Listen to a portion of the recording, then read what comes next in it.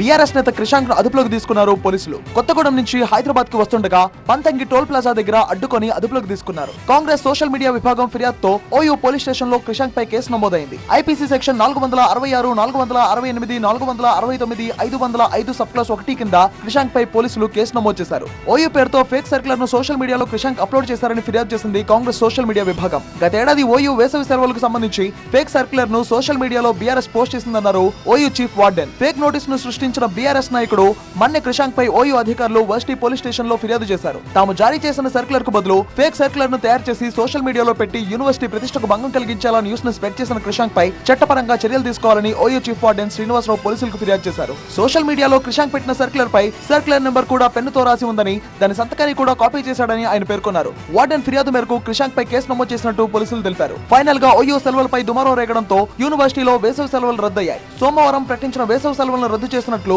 University register professor Lakshminarayana వెల్లడించారు.